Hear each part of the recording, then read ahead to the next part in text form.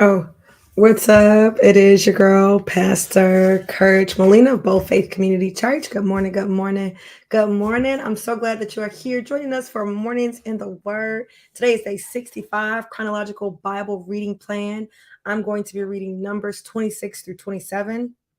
Can tell you right now, it's going to be a short read because it's mostly registration. You know what I'm saying? But I do have some commentary for the registration, and I'm going to do the best that I can with the names. Okay, with the names. Chapter. Oh wait, if you like these videos, be sure to like these videos.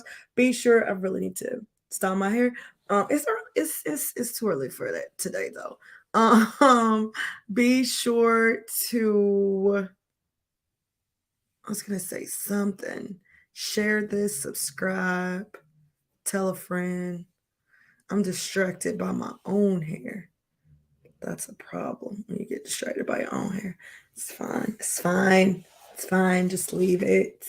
Um, Here we go. This is chapter 26, Numbers, New Living Translation. After the plague had ended, the The Lord said to Moses and to Eleazar, son of Aaron the priest, time out. One of the things that I can't appreciate about Numbers is that I feel like Leviticus was just full of just like instruction. There wasn't like any activity. At least I feel like in Numbers, it kind of goes back and forth from like list like inventory, instruction, and then a little bit of drama. You know what I'm saying? Which I prefer. I prefer a little bit of biblical drama, if I'm honest. All right, so chapter 26, verse 2. From the whole community of Israel, record the names of all the warriors by their families. List all the men 20 years old or older who are able to go to war. So there on the plains of Moab, beside the Jordan River, across from Jericho, Moses and Eleazar the priest issued these instructions to the leaders of Israel. List all the men of Israel 20 years old and older, just as the Lord commanded Moses. This is the record of all the descendants of Israel who came out of Egypt. I feel like we did this before. I mean, maybe we didn't, but I feel like we did. The tribe of Reuben. That's what this is. Verse 5.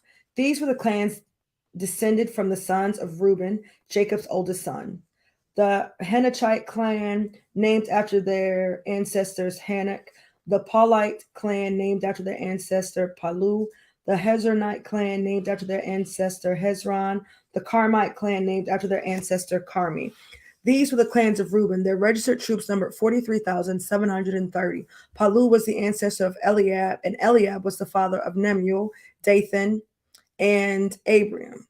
This Abiram. This Dathan and Abiram are the same community leaders who conspired with Korah against Moses and Aaron, rebelling against the Lamb. But the earth opened up its mouth and swallowed them with Korah, and fire devoured 250 of their followers. This served as a warning to the entire nation of Israel. However, the sons of Korah did not die that day. Huh. The tribe of Simeon. Verse 12. These were the clans descended from the sons of Simeon. The Jemuelite clan, named after their ancestors Jemuel. The Jaminite clan, named after the ancestor Jamin. The Jachinite clan, named after their ancestor Jachin. The Zorite clan, named after their ancestor Zoar. The Shaulite clan, named after their ancestor Shaul. These were the clans of Simeon. Their registered troops numbered 22,000 to 22,200. So you got 12 tribes, and then I'm just looking at the hierarchy, right? You got 12 tribes, and then you have clans. And the clans are named after whoever the descendant is, right? If whoever they're descendant from. Okay. Are these their sons? You could probably look that up. Verse 15. These were the clans descended from the sons of Gad. The Zephonite clan named after their ancestor Zephon. The Haggite clan named after their ancestors Haggai. The Shunite clan named after their ancestor Shuni. The Oznite clan named after their ancestor Ozni. The Erite clan named after their ancestor Eri. The Arodite clan named after their ancestor Arodai. The Aralite clan, named after their ancestor Arali. These were the clans of Gad. Their registered troops numbered 40,500. Judah had two sons, and Onan, who had died in the land of Canaan. These were the clans descended from Judah's surviving sons. The Shelonite clan, named after their ancestor Shelah. The Perizzite clan, named after their ancestor Perez. The Zerite clan, named after their ancestor Zerah. These were the subclans descended from the Perizzites. Wow. The Hezronites, named after their ancestor Hezron. The Hamulites, named after their ancestor Hamul. These were the clans of Judah. Their registered troops numbered 76,500. Verse 23. These were the clans descended from the sons of Issachar. The Tolite clan, named after the ancestor Tola. The Puite clan, named after the ancestor Pua. The Jashubite clan, named after their ancestor Jashub. The Shimronite clan, named after their ancestor Shimron. These were the clans of Issachar. Their registered troops numbered 64,300. These were the clans descended from the sons of Zebulun. The Seredite clan, named after their ancestor Sered. The Elonite clan, named after their ancestors Elon. The Jalilite clan, named after their ancestor Jalil. These were the clans of Zebulun. Their registered troops numbered 60,500. Two clans were descended from Joseph through Manasseh and Ephraim. Y'all remember that? When who was it? So Joshua. So this is Abraham, Isaac, Jacob and all his kids. He had the two wives, and the wives had handmaids, and he had all those babies or whatever. Joseph was one of Rachel's kids. It was Joseph and Benjamin from Rachel, not from her like handmaid. And then when he was in Egypt, when Joseph was in Egypt, and then the father finally came, and all the brothers came, and Abraham was like, these are now my sons. I'm claiming their sons. This is why you see these tribes like this, right? Because these other tribes were sons of Jacob, right? Simeon is Jacob's son. Reuben is Jacob's son. These tribe of Manasseh are technically his grandsons, but he was like, these are my sons now. And since he claimed them as his sons and blessed them, then they got the same standing as his sons. It's very interesting. Verse 29, these were the clans descended from Manasseh. The Machirite clan, named after their ancestor Machir. The Machirite clan, named after their ancestor Machir. The Gileadite clan, named after their ancestor Gilead, Machir's son. These were their subclans descended from the Gileadites. The Ezerites, named after their ancestor Ezer. The Helikites, named after their ancestor Helik. The Azraelites, named after their ancestor Azrael. The Shechemites, named after their ancestor Shechem. The Shemedites, named after their ancestor Shemida. The Heferites, named after their ancestor Hefer. One of Hefer's descendants, Zelophehad, had no sons, but his daughters' names were Mahala, Noah, Hagla, Milcah, and Tirzah. These were the clans of Manasseh. Their registered troops numbered 52,700. The tribe of Ephraim. These were the clans descended from the sons of Ephraim. The Shuthite clan, named after their ancestor Shuthithla. The Becherite clan, named after their ancestor Becher. The Tahanite clan, named after their ancestor Tahan. This was a subclan descended from the Shuthalites. The Aaronites came after their ancestor Aaron. These were the clans of Ephraim. Their registered troops numbered 32,500. These clans of Manasseh and Ephraim were all descendants of Joseph. Wow. There's a lot of tribes. The tribe of Benjamin. These were the clans descended from the sons of Benjamin. The Bealite clan named after the ancestor Bela. The Ashabelite clan named after their ancestor Ashbel. The Haririte clan named after their ancestor Ahiram. The Shuphamite clan named after their ancestor Shupham. The Huphamite clan named after their ancestor Hupham. These were their subclans descended from the Beliites. The Ardites named after their ancestor Ard. The Namites named after their ancestor Naaman. These were the clans of Benjamin. Their registered troops numbered 45,600. The tribe of Dan. These were the clans descended from the sons of Dan. The Shuhamite clan named after their ancestor Shuham. These were the Shuhamite clans of Dan. The registered troops numbered 64,400. The tribes of Asher.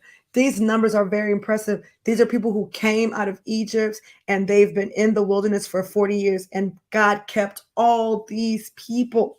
The tribe of Asher.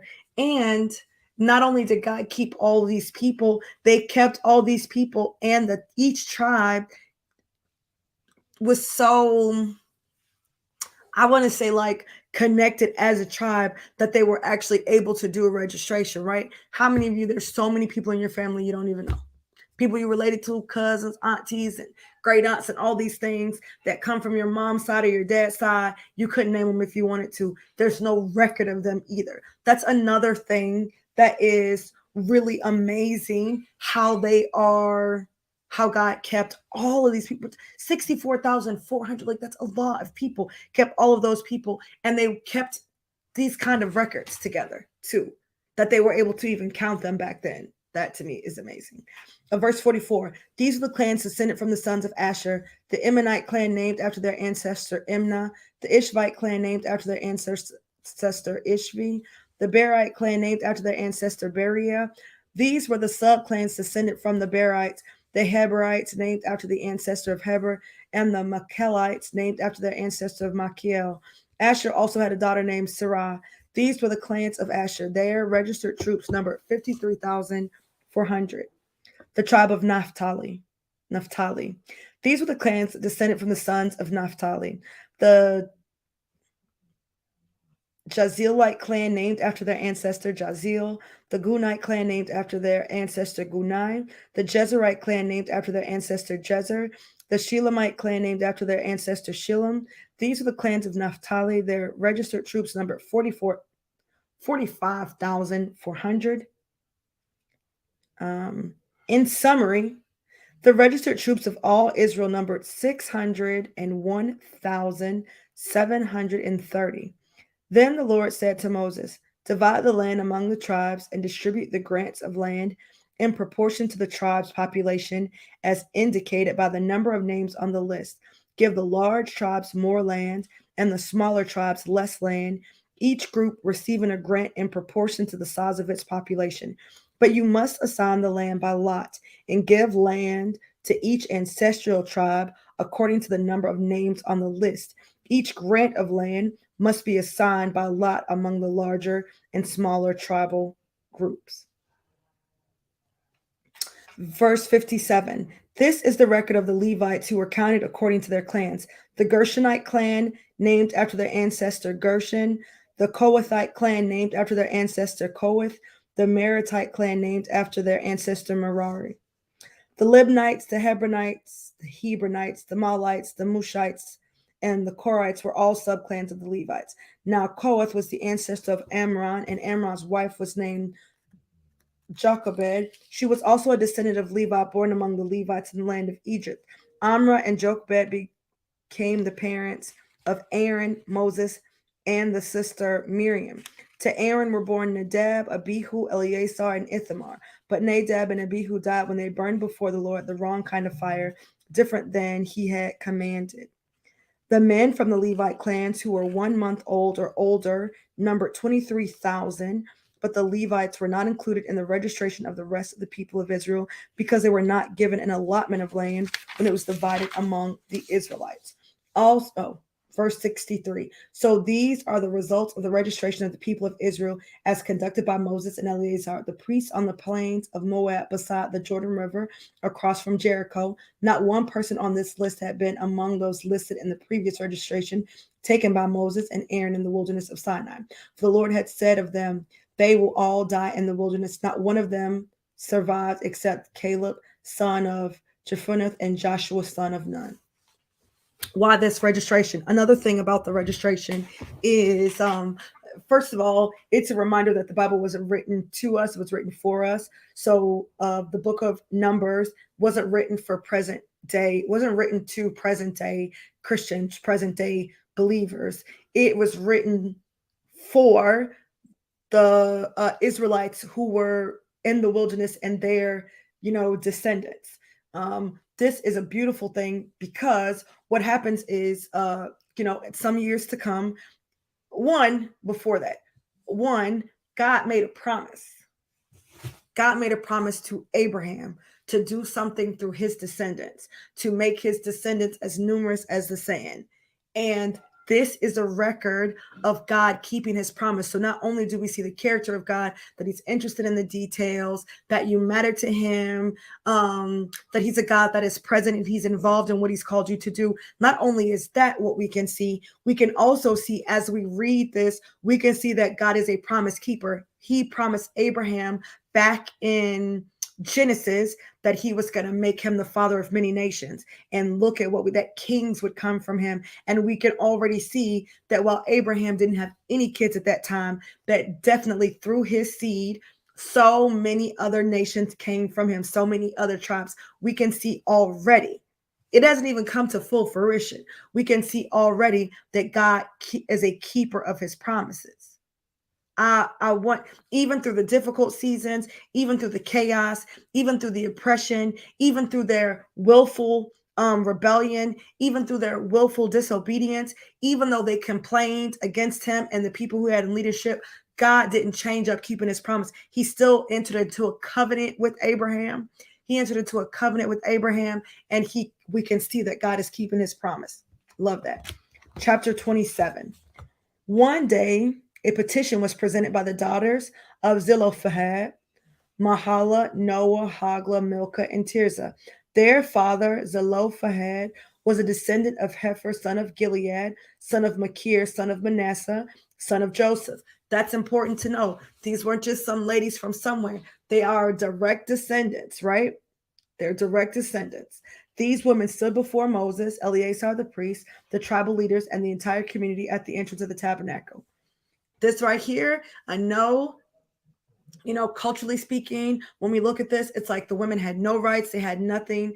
They clearly had permission to speak. They clearly had permission to even petition and to be heard. Verse 3, our father died in the wilderness, they said. He was not among Korah's followers who rebelled against the Lord. He died because of his, who rebelled against the Lord. He died because of his own sin. But he had no sons. Let me read that again.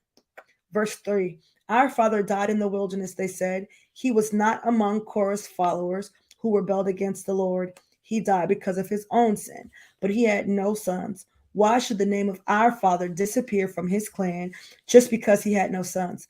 Give us property along with the rest of our relatives. Verse 5, so Moses brought their case before the Lord, and the Lord replied to Moses. Moses didn't say, y'all are women, women don't own things.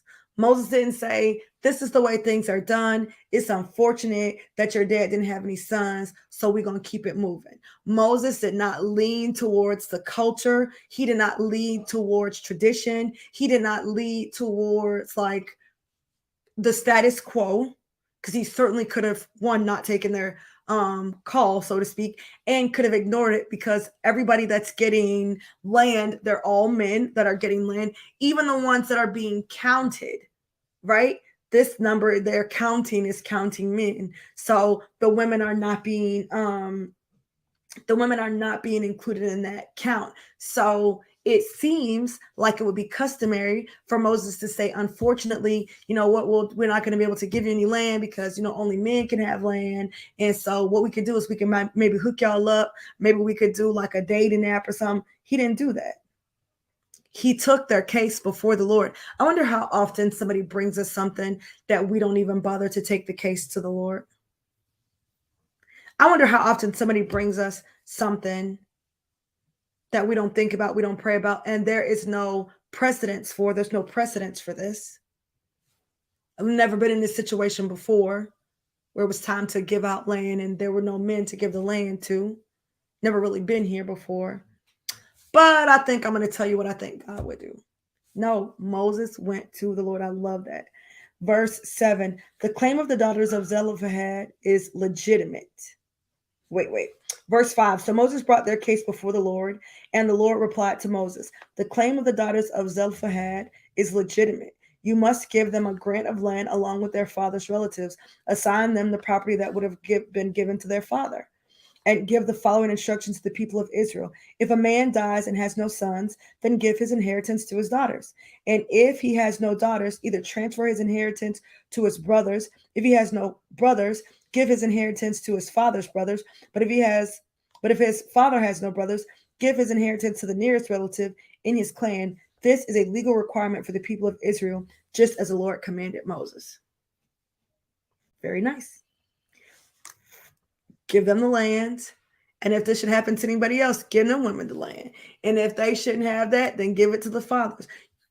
You don't get to just decide what to do with it. This instruction is within keeping his word to provide for their entire lineage, right? Verse 12. One day the Lord said to Moses, climb one of the mountains east of the river and look out over the land I have given the people of Israel. After you have seen it, you will die like your brother, Aaron, for you both rebelled against my instruction in the wilderness of Zin. When the people of Israel rebelled, you failed to demonstrate my holiness to them at the waters. These are the waters of Meribah at Kadesh in the wilderness of Zin. Then Moses said to the Lord, O Lord, you are the God who gives breath to all creatures. Please appoint a new man as leader for the community. Give them someone who will guide them wherever they go and will lead them into battle, so the community of the Lord will not be like sheep without a shepherd. The Lord replied, take Joshua, son of Nun, who has the Spirit in him, and lay your hands on him. Who has the Spirit? It's written here, capital S. So even before we get to New Testament, I'm just saying, even before we get to New Testament, you can see that the Spirit of God was among God's people, right?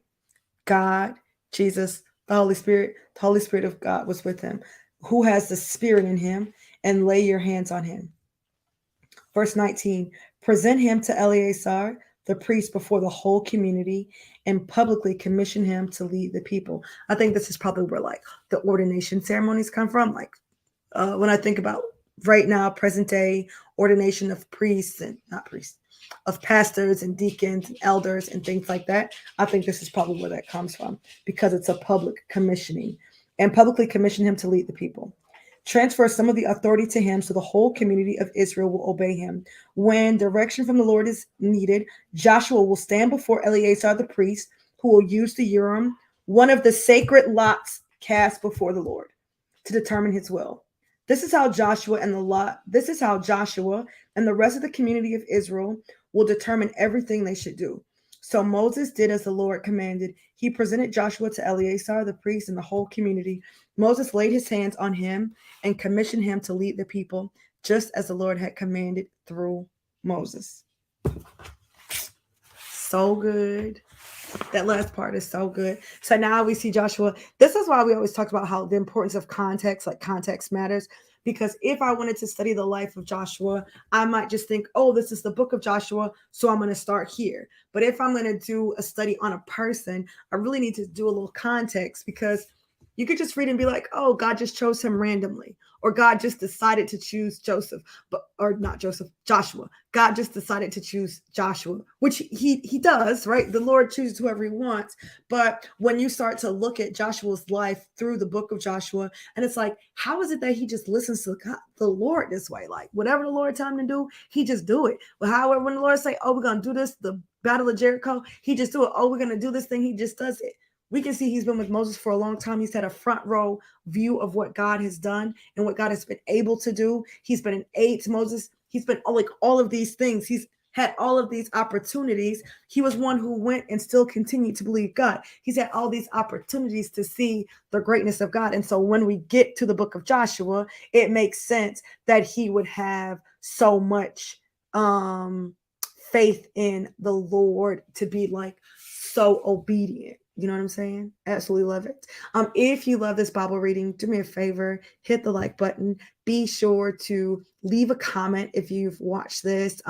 Share. I keep saying leave a comment, share, hit the share button, share it on your social media, share it with a friend, and then head over to boldfaithchurch.org and register for, I know you like, we tired of hearing about this retreat. I'm gonna talk about it till it closes, till May 7th, because I don't know which video is gonna be the video for the person who says, I just happened to find you. I just found you. You know, what you don't understand is that the work that you've been called to do, the work that God wants you to do, whether it's a service, it's an event, it's an offering, that thing that he gave you the idea to do and line things up so that you could do it. He did that not just with you in mind, but with the people that you would serve in mind, and what he has planned for that to happen through that business or through that event or through whatever, right? That's very, very important.